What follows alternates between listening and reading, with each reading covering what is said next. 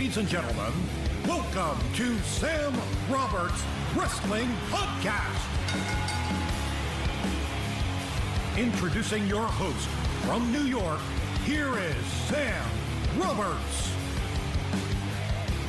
Welcome to the beautiful Notsam Studios and to Sam Roberts Wrestling Podcast. I am the last professional broadcaster, Sam Roberts. And look who has joined me here for the very first time in the gorgeous Notsam Studios, the voice of WWE, according to Rolling Stone magazine. Which is credible, I guess. I think so. I think that's, if I'm going to quote myself or quote anything to make myself look important, I feel as though Rolling Stone magazine is pretty high up there. It's a legitimate news source. It's not like, some weird wrestling website was like, he's the voice. And I was like, no, I read on Twitter, you're the voice now. Oh, yeah. Well, it's real. It's news. I guess. But, don't read Twitter because that's just where all the bad things happen. Well, yeah, on Twitter it said that you were actually, well, I won't even tell you what it said. It's Corey Graves. Corey Graves is here. And it's been a long time since we did we've done a lot of radio together. Right.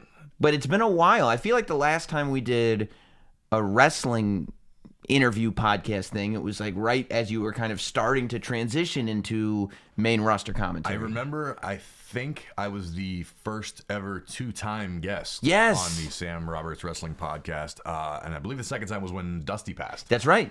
And yes, it was. Yeah, we've done actual radio together. Right, that's what we've been busy doing all this time. We've done WWE things. Yeah. This is it, and this studio is still blowing my mind. Well, thank you. I'm very impressed. Thank you. I built it with you in mind, just because I wanted to make sure that the next time I saw you, that you would be impressed by it. What do you make of this thought now? Because the last time I talked to you about it, you were like, "Yeah, I thought I was going to be a wrestler, and now I'm just kind of learning commentary, and I'm taking it as I go." You're now, some people, depending on who you talk to, the second coming of Jesse Ventura, the second coming of Bobby Heenan, the voice of WWE, like, you have been so accepted in the role that you're in, to the point that you're the only person, for better or worse, that's not affected by the fact that the pay-per-views are now dual branded. You're just doing just as much work anyway. Because you go to all the shows anyway. You're the only one on the roster who, when you found out that the pay-per-views are now dual branded, you were like, oh, less work, because there's like 3 less shows a year. That's exactly what it was. I went, wow, that's 3 less days I have to be on pay-per-view and 3 less travel days involved. So. Right. But what's going on in your mind right now? How do you look at what you do? I still don't look at what I do now. I think it's just like anything. It's my job, and I just do it, and I go, and I don't try not to get caught up in it. The first time it really kicked in was after WrestleMania. After calling this year? Yes. After all of this WrestleMania, I called the entire show with the exception of the 2 kickoff matches. And then I did all of Raw, and then I did all of SmackDown. And I remember finally getting home after going to Florida for voiceovers and thinking to myself, I have never been this tired in my entire life. I wonder if anybody else is this tired. Probably not. Meanwhile, there are people on the crew guys work equally as hard. Of course. And they never get any sort of love. But I'm just in a groove, so I don't even think about it. And I think that not enough people think about it too, because I think that you come across as genuine. I think that that's kind of the appeal, right? You come across as fairly genuine when you're doing your thing, and it's kind of effortless. Like it feels like Corey Graves, he's a real person, and he's just giving us his opinion as an ex-performer on what's going on in the ring. But it was like that episode of SmackDown, I remember watching it and telling Jess, I was like, because I'd come home on Monday from New Orleans. Mm-hmm. By Tuesday, I was out of WrestleMania world and back into regular Sam world and kind of forgetting that it's still going on. And I was going, I looked at Jess, I was like, I just realized, not is this still going on, but I started doing the math. I was like, he did 6 hours on Sunday. Yep. And then 3 hours on Monday. Mm-hmm. And this is 2 hours. We're at 11 hours of live. That's just the live stuff. Right. Live WWE commentary. And it's just sort of, this is what I do. It wasn't difficult. I didn't prepare for much of it. I never do. I don't do a lot of prep work, but that's probably because I'm so surrounded by it all the time. Right. I don't really have time to forget what happened last week. It's information overload, and a lot of times I'll be like, oh my God, what am I even talking about in the middle of a sentence, which I just, try to fumble my way through. Right. Well, yeah, you'll bring up a reference to New Japan or something when Yeah, stuff like that that's happens. good, you know. And then and everyone's like, "Oh my God, you're gonna get fired! You screwed up so bad." And I'm like, you know what? Truthfully, I don't think anyone really noticed it, you know, in the truck or anything like that, because otherwise I'd have got my balls busted pretty good. Triple H noticed, and he busted my balls. You did, yeah. That's how you can tell. But at the end of the day, it was like, yeah, man, I've done 11 hours last week. This was hour 4 or whatever, 3 this week. And I'm like, and I finally just said the wrong word. Right. Like I didn't blow anything. No. I'm like, I'm still a human being, and I've got more information going on in my head than I can possibly fathom. But I do. Everyone had a good laugh about it. So. Well, yeah. I mean, I do about an hour every 6 weeks, and I said WWF instead of WWE, so it happens. It's weird. Even when I was reciting the name of your podcast, I felt a little dirty, like I was going to get in trouble because I said wrestling. That was another thing, actually. I was directed to compare something as to more of a brawl than a wrestling match, verbatim. Okay. I said that, and of course Twitter went, "Oh God, He's Graves done. is done. He's finished. He's finished." Yeah. He does. Yeah. So it's amazing. He's got to stop working to pop the internet. I mean, he's using terms that he knows he's not allowed, and you're like, what are you talking about? I'm like, it's insane. It's absolutely insane. How has the exposure changed? Because like when I met you before we had any of these conversations, you were in flux. It was just after you were figuring out where you're going next, but you weren't on TV. You weren't doing anything. Now you're like the most exposed person Overexposed on the roster. I'm way too exposed. Right, but everybody knows who you are now. Practically nude on the air all Exactly. the time. How do you deal with that? I mean, that's a giant sort of. It's actually a funny question, and I don't think it became so apparent again until New Orleans for WrestleMania, because that's where I had my last match, was Access before WrestleMania 30. And the night before, Isn't it crazy that was only 4 years ago? Yeah, it's insane. Right, It's that seems like a lifetime ago, does, right? Absolutely does. But we were in NXT. NXT still hadn't really blown up, and the boys were able to roam Bourbon Street and do whatever we wanted to do. And the hardcore fans would recognize us, but it wasn't like an inconvenience at any point. This time, I'm just trying to take my wife to dinner, and I'm literally being mobbed by people, and it's crazy. And in my mind, I'm like, well, I'm just doing the same thing I've done for 4 years. I'm just still me. Right. And then I go, oh, wait, like millions of people see me every week that never saw me back then. So, right. And it's still cool that I don't get recognized too much, because I'm still like a lesser star. Like, you have to know your WWE. People aren't just like, oh, hey, you're that guy I see on TV. Right. So it's also because your voice is on TV more than your face. A lot more than my face, thankfully. But it happens. It's cool. It's flattering, definitely, at times. Also, it's kind of annoying that at 3 o'clock in the morning, after I'm driving to wherever SmackDown is after Raw, after a 3-hour show and then a 4-hour drive, and there's some weird guy with his kids at 3 a.m. in the lobby asking you to take pictures. It's like, oh man, I just should be asleep. Really want to go to bed. And why are your children awake? Yeah. But it's also like you're gonna deal with a lot more opinions about what you do now than ever before, right? Yeah, it was funny, just the disconnect from when I was doing commentary in NXT. And granted, it's a whole different animal, but it was a 2-man booth. It was Tom and I, and we had a great rapport. But it's a whole different animal doing a taped show once a month with a bunch of internet darlings as the talent, versus X number of live hours per week with the most polarizing stars in the business. I mean, God forbid I say something good about John Cena or Roman Reigns. Mm-hmm. Never mind the fact that I genuinely believe they're like the 2 most valuable guys we have. Right. But if I say something good, Twitter, oh my God, Vince definitely fed you that. And I go, like, Roman's my friend. Right. Like, I genuinely like the guy. I'm really happy to see him succeeding. Yeah. I'm sorry if you don't like him, but I mean, I'm going to say things, that, and once in a while there's a narrative that's pushed that I go, this is stupid, but hey, a lot of zeros in my bank account as a result, so I'm okay with it. Well, I think it's also confusing to a lot of people, because they see you as like you're kind of reinventing what the role is, right? Because you're like, oh, well, Corey's the heel commentator, and it's like, well, that's not really. Right. I side with a lot of heel mentalities. Right. I can justify it because I generally was a heel as a wrestler, so I can justify just about anything. And a lot of times it's outrageous and ridiculous, and that's why I love saying it, because it's funny for me to be able to give some backhanded justification for something that was clearly wrong or messed up. So that just is me entertaining myself. But yeah, I'm not the bad guy commentator. That's passé, man. It was like, yeah. I mean, I think it's really cool, for example, that like Elias shows up, right? And from the beginning, you're like, I hate that guy. Yeah. And then he starts to become like, he's as much of a bad guy as anybody is. Right. But he's also as cool right now as anybody is. Like, people love that guy. Right. And you haven't changed your tune. Absolutely. You're still that guy who's like, nope, all of you, I understand everybody loves him now. He sucks. Not into that guy. Yeah.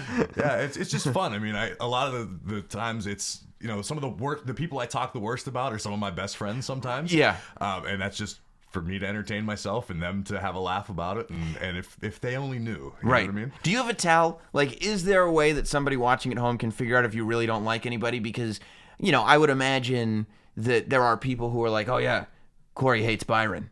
And, like, I don't think that that's true. No, I love Byron to death. Coach, no. Yeah.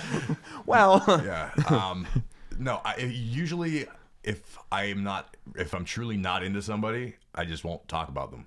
If I get quiet, I got nothing to say. So when a guy gets away with mistakes, you're like, ooh, Corey does not like that guy. Yeah, right? Yeah. I'm like, all right, I got no time for it. I don't know.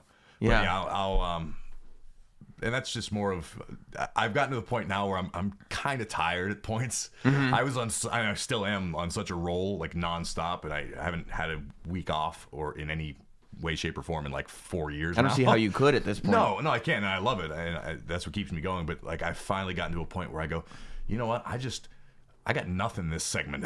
Like, I need to catch my breath. My throat hurts. I've been talking. My throat still hasn't recovered from WrestleMania. I feel like I've been swallowing razor blades. But every once in a while, I'll just go, you know what, Byron, you take this one. Like, take this segment, Coach. Hey, man, help me out here. Yeah. Because usually I'm like, so take charge, and it's either Tom and myself or Cole and myself. We have such instant chemistry, and we can read each other's minds and finish each other's thoughts. And then, so a lot of times I almost forget there's a third guy there. And it's not nothing intentional. It's just you get in the zone and you get excited and you get fired up. And then every once in a while I just go, oh, wait, I got to breathe.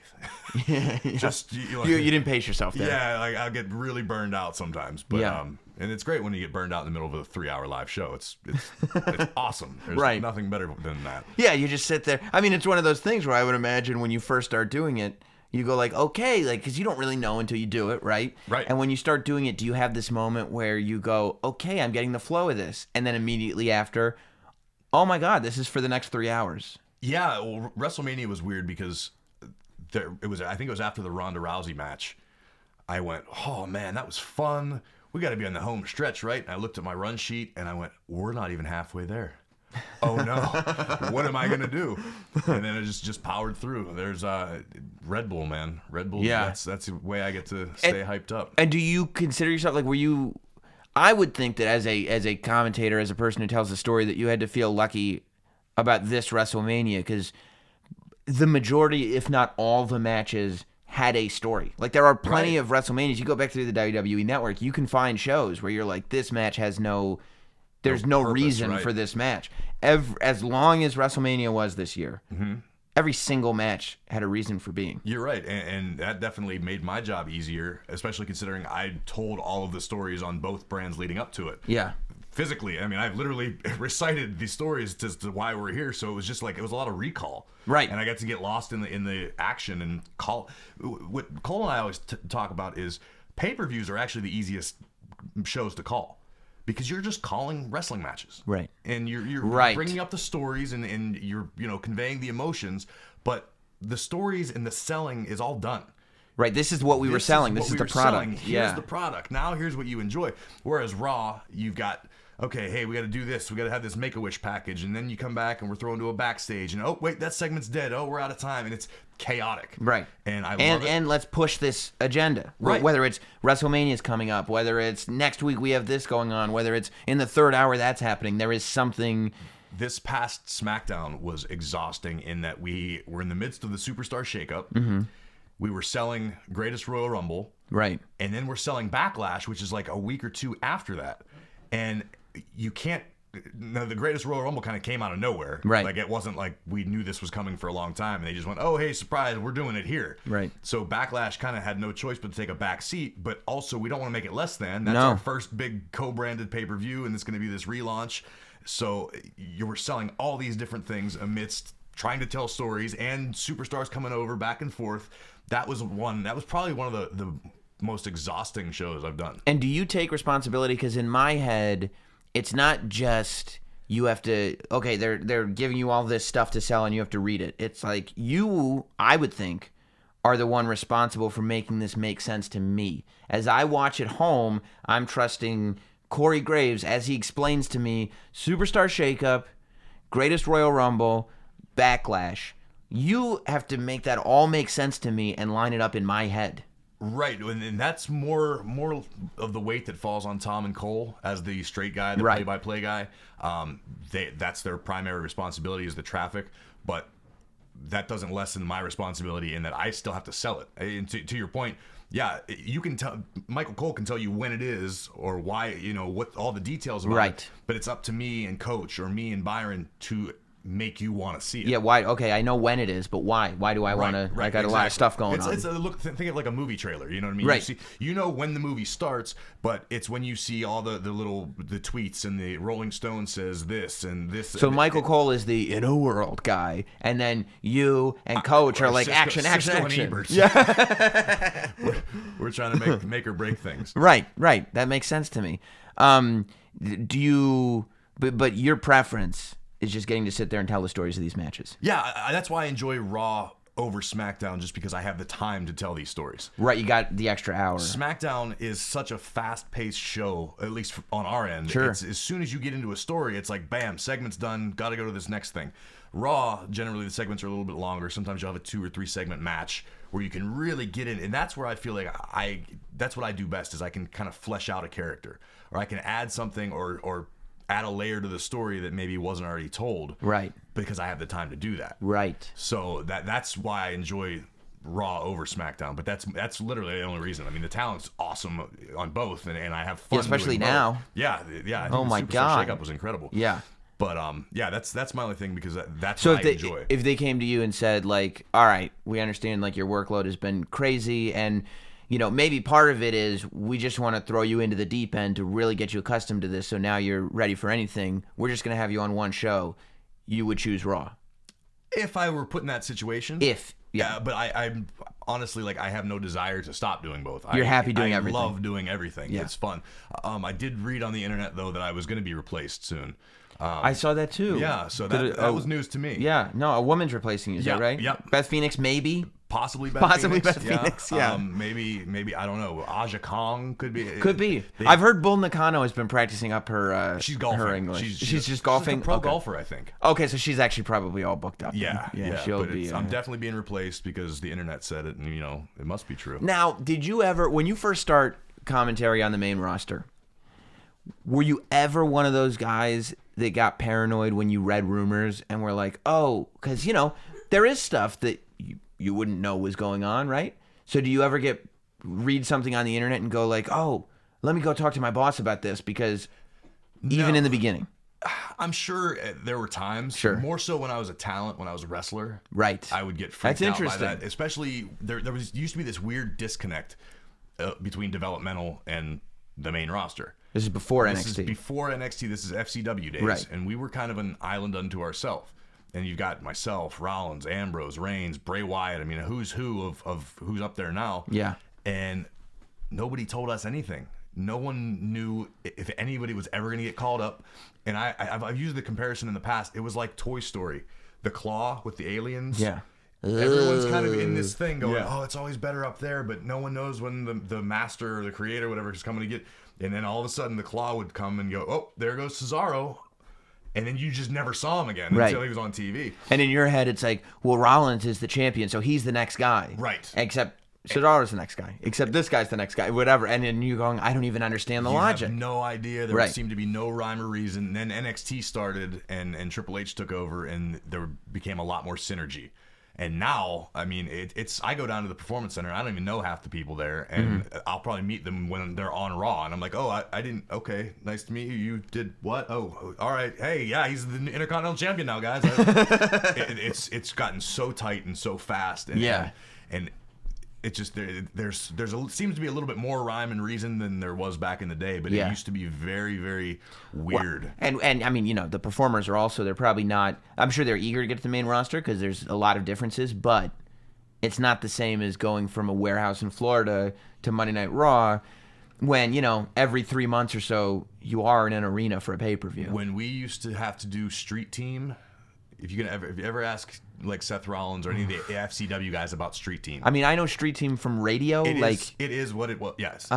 We had to do it for our own shows. We were tasked. They would put 3 or 4 of us in a car, and wherever the show was, like next month. By the way, it's not like you and Rollins and Ambrose and all these guys are anonymous. We didn't have careers before this. Like, well, I mean, I remember getting signed, going, wait a minute, this is WWE? Exactly. I don't know. But yeah, so we go from, you know, myself to a lesser extent, but, you know, Rollins, whoever, we're in a car. We have to drive 4 hours to the other side of Florida to go hang posters on telephone poles and go walk into businesses. And, like, sometimes you would be on the poster and you go, hey, can we put this in the window of your pizzeria? And sometimes they would say, yeah, absolutely. And other times, like, the cops would be yelling at us because we're breaking ordinances from hanging posters. Right. And it was all just part of the job. And, you know, I go back home and be like, man, this is great. This was way worth the $500 a week I'm making and trying to support my family off of. This is WWE. And is that what it was? It was just like the dream is so much to be in WWE, and this is the route to get there. Yeah. I'm going to stay the course. It wasn't even really an option. If you wanted to go to WWE, that's how you did it. Right. And like I mean, the names that I just listed, everyone went through it from the ground up. Now you got guys coming in from NXT that are getting deals to go to NXT, which God bless them. Like, sure. I would have done the same thing if it was ever an option. And NXT does their live tours, and the guys get buses, and it's a sort of a shock to your system even now. No, that wasn't an Adam Cole pun. And then see, shock to the system. Yeah, see, you really do know everything. I know everything. But do you ever have like a furrowed brow or anything when you hear an NXT guy going like, you know, oh, I thought I would never leave the Performance Center, and you're like, yeah. Oh yeah, it's hilarious to me. Even some of the guys and girls that are on the roster now, they're like, oh, we fought so long and so hard to get here, and I never thought I'd make. And I'm like, what are you talking about? You never worked here when there was not the Performance Center. Right. There's a lounge. There's always been a lounge. We used to get changed in the men's room of a warehouse with one shower. Right. It was awful. Right. You know what I mean? And we had 20 people come to watch us.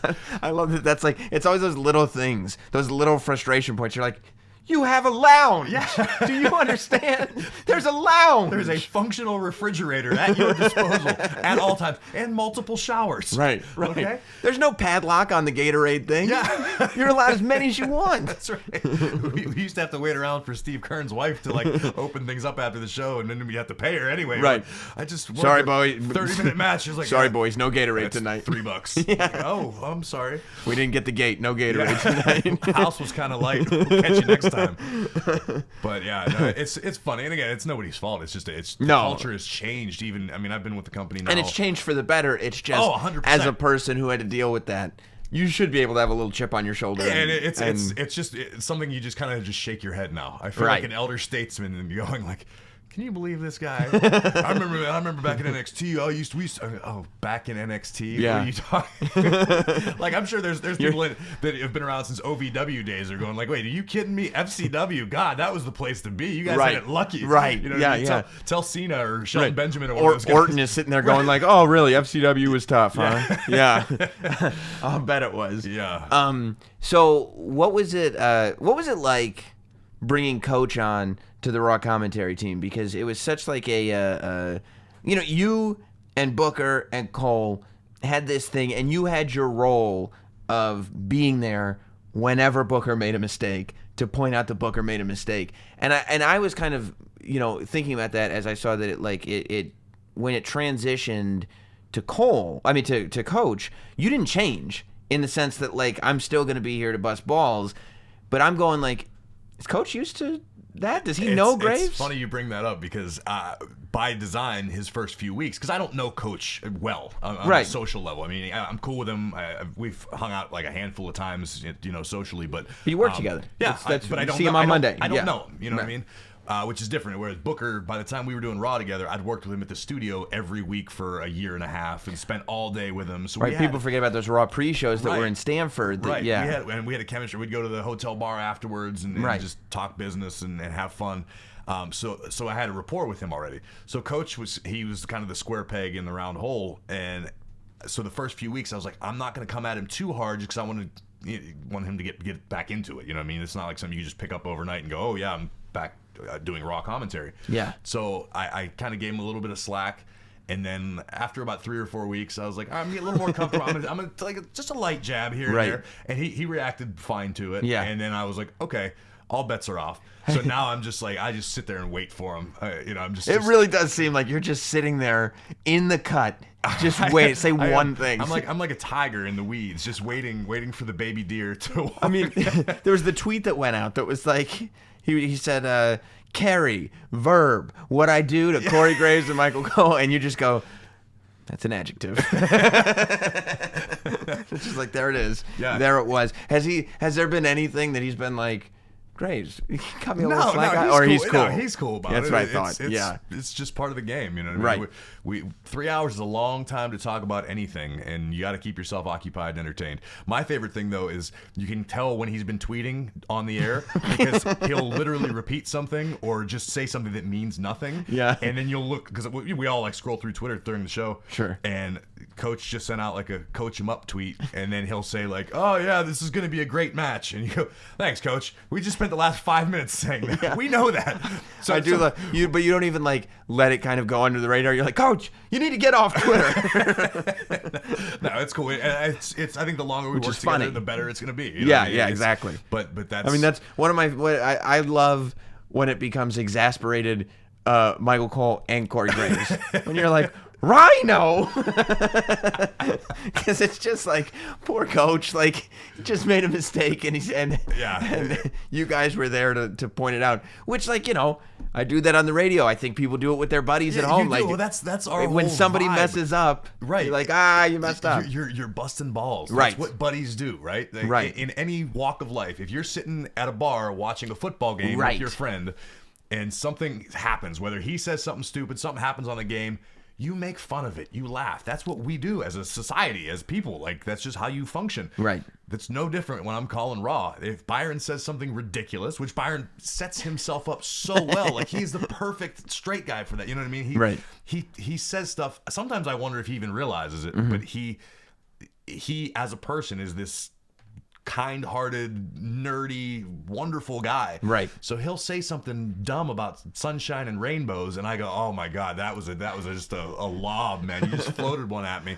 But he thinks the best. He's like, no. Why would anybody think negatively of this? Exactly. But he's your one buddy. Everyone's got that one friend. That's just, come on, man. Right. So that's all it is. It's funny. People go, "Oh, they get caught up in it.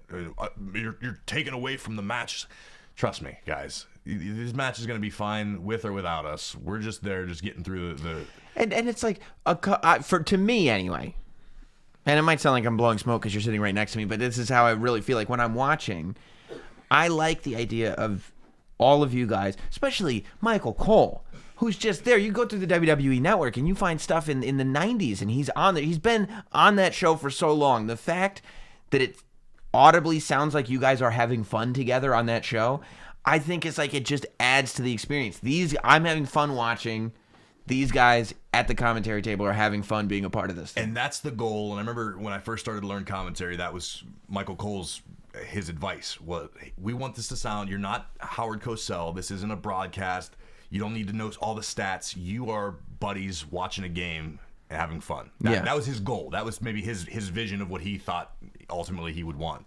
And I feel like we've definitely accomplished that for the most part, because I'm with my best friends all the time. I mean, I'm become super close with Cole. Tom's always been one of my best friends, despite what everyone thinks. I love Byron to death. Right.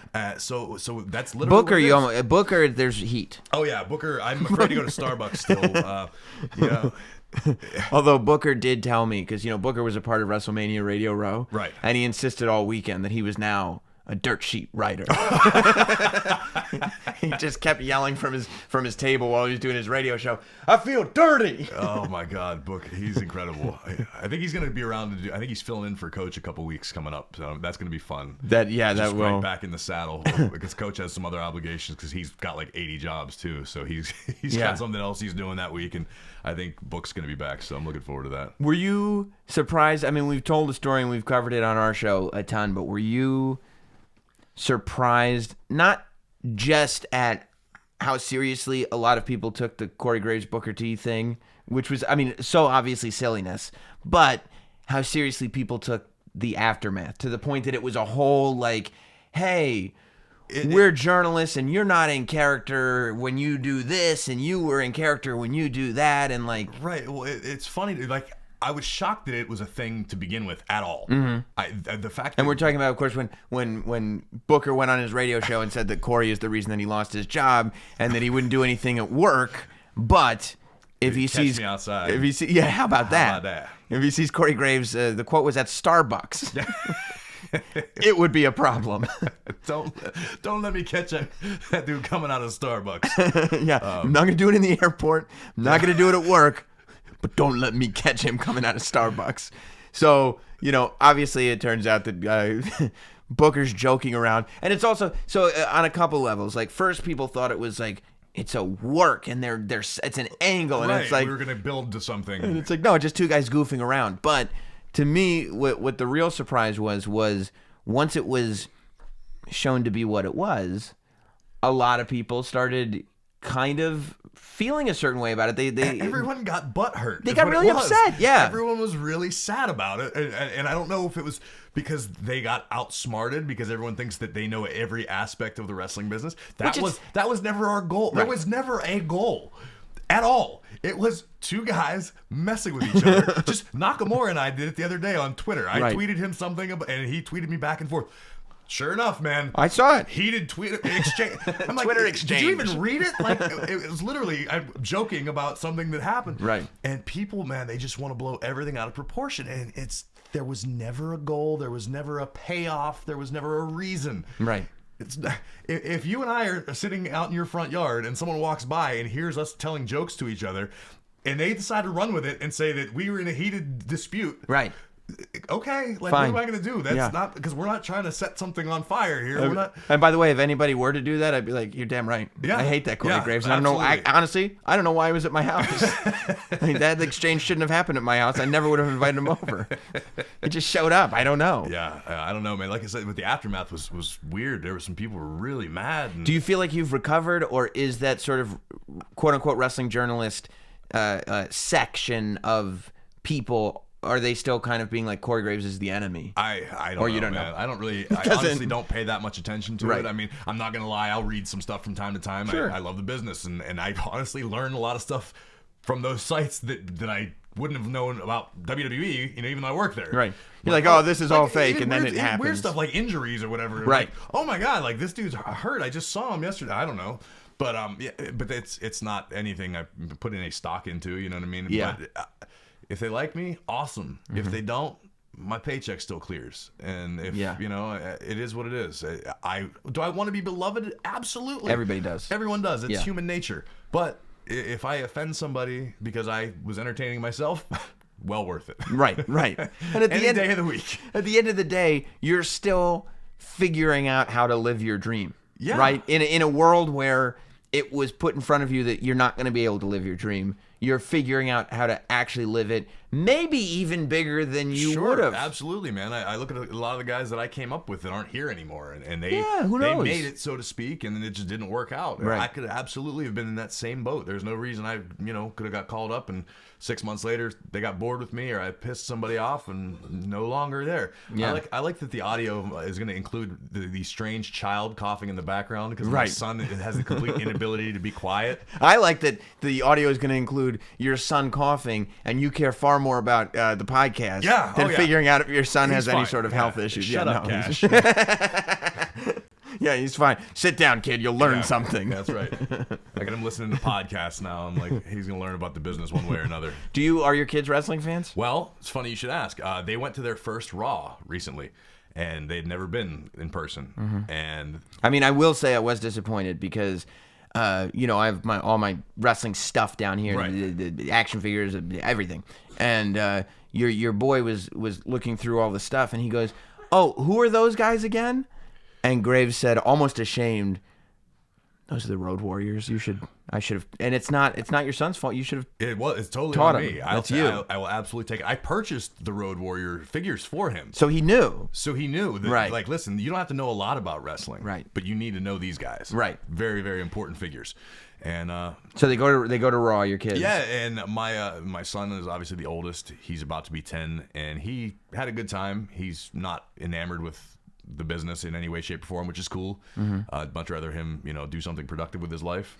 Then be one of us who's just, stuck, locked into this thing. A degenerate, and Yeah, and by the way, it's not because it has nothing to do with any sort of paycheck or business. It's because for whatever reason, people like me, people like you just cannot leave the wrestling business alone. It's just it's either ingrained in your soul or it's not, right? Right. Right. It's an illness. Yeah. It's exactly what it is. I'm constantly feeding my wrestling addiction and my wrestling habit. But my middle daughter was the one who was really blown away. She's 8, and she's shown some flashes of fandom in the past. She's a Bailey fan. Yeah. Which understandable. Like, what 8-year-old girl wouldn't love Right. Bailey? It's good that she's not a Sasha Banks fan because you probably couldn't listen to your actually, commentary I then. wouldn't let her live in the house. Listen, I'm sorry. You have to leave now. Good luck in your future endeavors. The things you say about it. Yeah, she was really really into it, and then my youngest turns out closet Asuka fan, to the point where as I was leaving for work that morning, she said, "Daddy, can I paint a black thing on my face like Asuka?" She wants the stripe? The stripe, which I didn't realize my daughter even knew who Asuka was, because Dude, and that is so deep into Asuka for a kid that age. Like, you would think the mask, Right. pink hair, No. like that black stripe is like the 6th or 7th thing that you notice. yeah, Right? But she was into it, and then she drew a picture of Asuka. She was bummed out because Asuka was not on Raw because of Superstar Shakeup. She ended up on SmackDown. Yes. So my youngest daughter was very, very unhappy with me, as though I control these things. Right. Why Why wouldn't you have told Asuka to come? Right. I was going to be here. Yeah, and I showed Asuka the photo that my daughters had drawn of her, Mm-hmm. and she was very flattered, or at least being polite to me, so she didn't hurt my feelings. But yeah, so who knows? Weirdly enough, like I said, my son he's cool with it. If it's on, he watches. And Yeah. whatever. I like this guy, I like that guy, but. Yeah, my daughters are the ones I got to worry about. Yeah. That's a real terrifying thought. Well, look, that's the way the business is going. That's the way I know. everything's going. That's the way I know. culture's going. It is. It's not sort of this. You can predict. There's no boys stuff and girls stuff really anymore, right? I don't think so. I think they've kind of broken down the barrier. I learned about that at the Brony convention that I went to. I remember us talking about the Brony convention. It's fandom. Everything is for everybody. Right. Balor Club is for everyone. Is that what it's That's called? the only club. I see. The Balor Club is the only club for everyone. I understand. Speaking of injuries and stuff, and I know I watched an interview that you did where you talked about it a little bit, but was the Daniel Bryan thing, Bryan coming back, obviously headline is awesome news because right. Absolutely. As far as, I mean, Daniel Bryan's an awesome guy. He deserves to have this happen. And like for fans, it's amazing. For this guy, it's amazing. For the story, it's amazing. But all that aside, just for you, based on your story, was there any kind of weirdness or bittersweetness? It was bittersweet would be a good way to describe it. I was super stoked for Bryan because again, he's a friend, and I've been a fan of his for a long, long time. Back to the indie days, the American Dragon. I just thought he was the coolest dude. Yeah. So the fan in me, the WWE employee in me was stoked. You have another top guy back in the mix. You have all these new incredible matchups. But to be sitting there ringside when it came down, and the entire arena's doing the yes chant, and it was a super emotional moment, and you could see it in Bryan's eyes, and that was like one of the first times I ever had an issue separating reality from WWE. Because I'm there, I was Daniel Bryan before Daniel Bryan. You know what I mean? Literally the exact same situation. I just happened to be in NXT while he was a world champion. Right. So it was definitely... Cash, I'm going to kill you if you keep coughing. Seriously. That's my son that you hear in the background. He's never allowed to do anything with me again. This is going to be the last father-son hang of all time taking place in Sam Roberts' studio. Some parents use cough syrup, others death threats. Of violence. Yeah, I'm going to kill you if you don't stop. Dad, I don't think I can go to school today. Well, if you're home, I'm going to kill you. So it's up to you. If you want to live, you should go to school. Yeah, okay. right. All right, I'm fine. I feel better now. Enjoy your last moments on Earth. Yeah. Well, it's turning into the murder house today while you're at school. So it's up to you. I'll either butcher you. I'm going to do my Leatherface impression. Yeah. Have fun at recess. Yeah. Either math test or I chainsaw you to death. Right. It's up to you. It's options. I mean, you got to give kids options. You right? do. You do. And then you're a good dad. You let him make his decision. Cake or death. But yeah. So it was a really weird moment to be there at ringside and watch this and go like, man, could I have the same fate if I had chased it? Because I'd never even entertained the thought. I was basically told like, you're done. That's it. Figure something else out. And I did, and again, the company gave me the opportunity to do it, so I ran in every direction, and I landed on my feet. Right. But it definitely just put some doubt in my mind, and I considered, I was like, you know what, do I go back and go through those tests to see if I could? Yeah, did it bring up feelings, too? Because I would imagine that at some point in the last 4 years, you let go of the wrestling thing. It did. It absolutely did. And for that to come back, it really kind of threw me for a loop because you're right. I put it at least far enough out of my mind to where it didn't come up. You know what I mean? Right. Not saying never once in a while I'd be like, man, I really missed this thing. But you're a commentator now. Right. You're not a wrestler. I had embraced the role fully, and I still have, but it definitely kind of, whatever little cabinet in my mind, I locked those thoughts away, definitely pulled the door off the cabinet. So it's kind of like, man, you never say never, and I love where I'm at, what I'm doing, but it's just that it's like that what if. It's like the one hole in my soul that will never actually be full. You know what I mean? I've done a good job of patching it up, right? But now it's like, oh man, is that still a thing that I could do if I wanted to? So.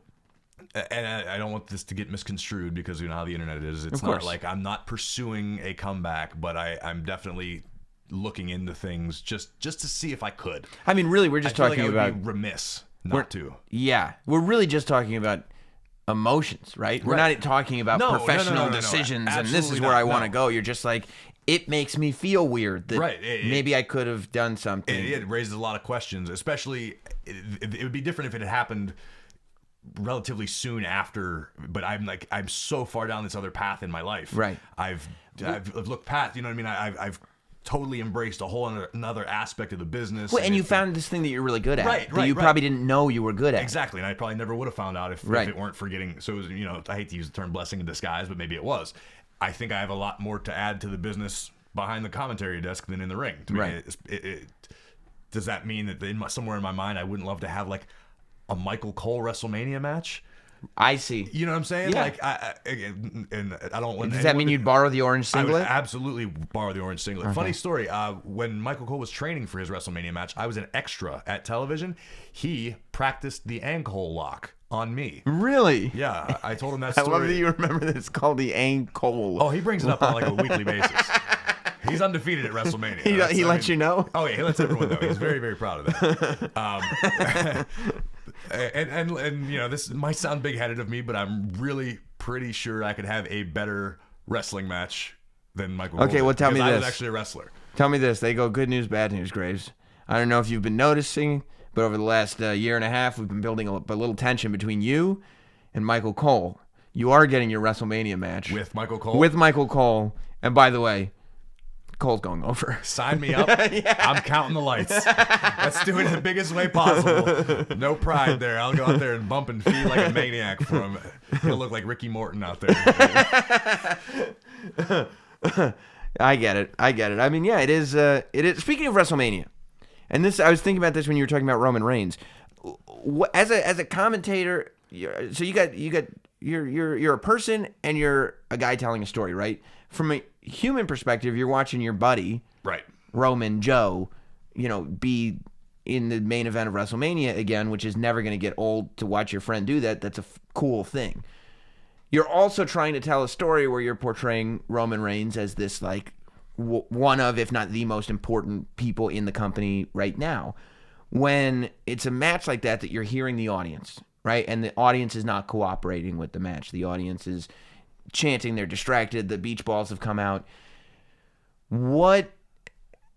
How do you do that? Because your style of commentary is honest, right? So you don't not acknowledge it, but at the same time, that's not the story that you want to tell the audience at home, is it? Sure, and I've been in a position like that a few times, and I remember Neville always. Oh, I'm not allowed to talk about him, right? No. Right. Neville used to always compliment me because that would happen, and there was one particular night the crowd had turned and they just weren't into whatever they were doing, and I said something about the WWE universe doesn't realize right now they're inciting Neville and they're firing him up. Part of the story that's being told. And that was something that I thought of on the fly that went, okay, I can justify it to people are smart enough. I always hate.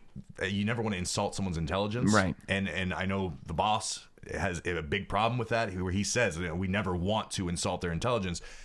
A lot of times it's a vocal minority that you hear about, i.e. the internet community.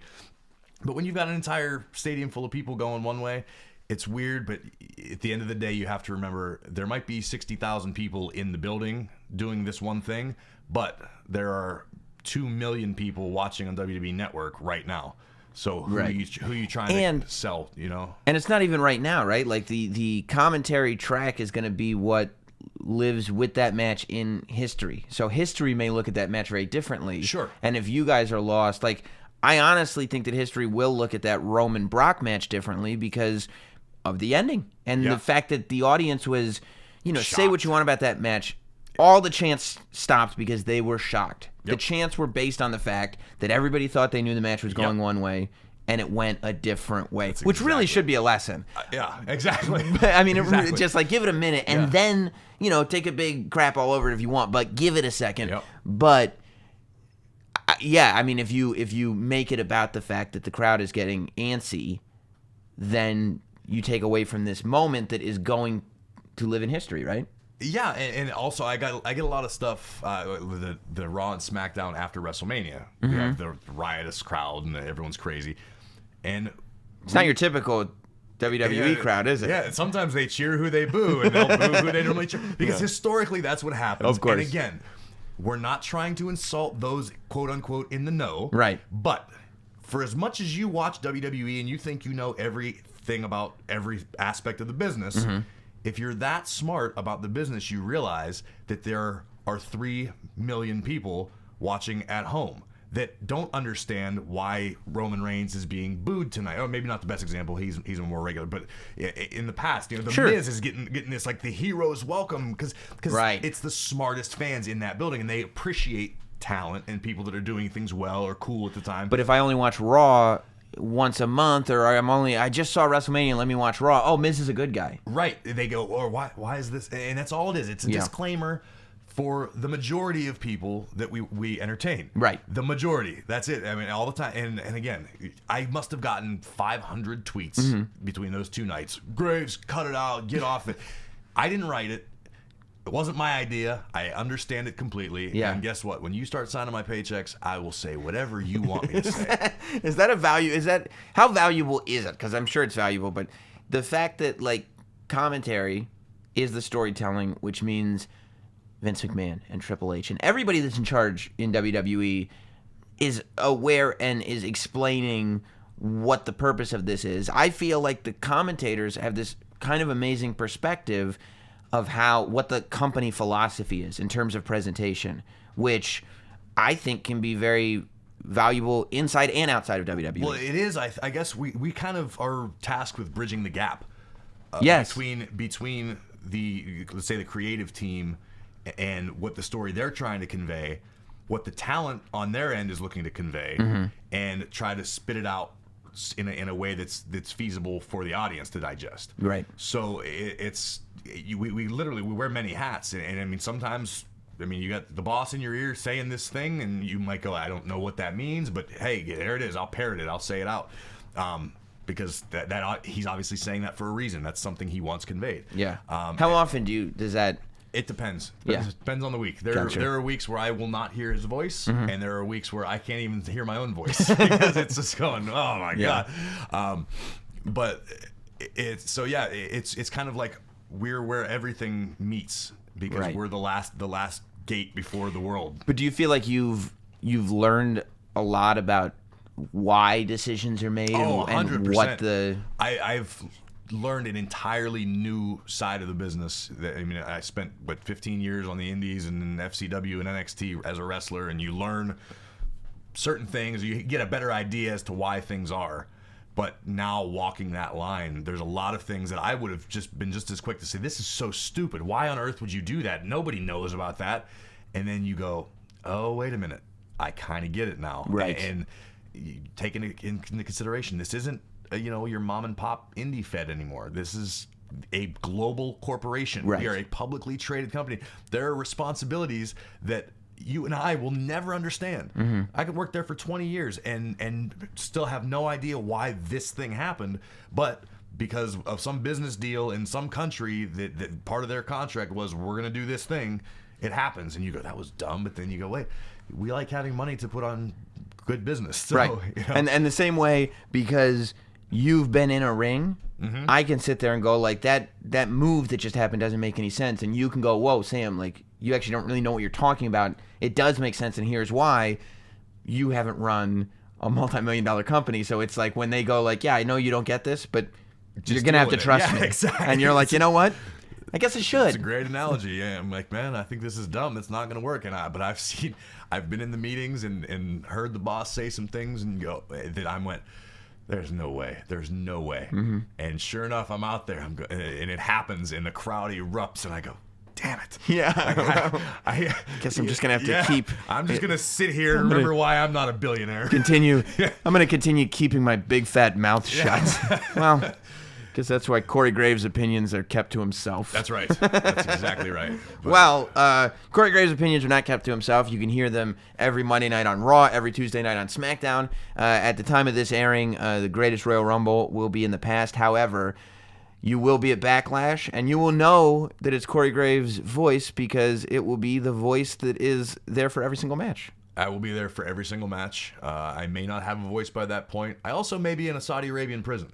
You don't know. I don't know. I mean, the world is full of possibilities. Look, Vader barely made it back from Iraq, so, stranger things have happened. Yeah, you never know. Well, Corey, I'm glad that we had the opportunity to sit down and chat it up again. Chop it up. Yeah. That's a new phrase that I've just recently started using. Yeah? It sounds kind of cool. I think it's cool. Maybe it doesn't. I'm yeah. Like, hey, come over. We're going to chop it up a little bit. I actually know what the connotation is.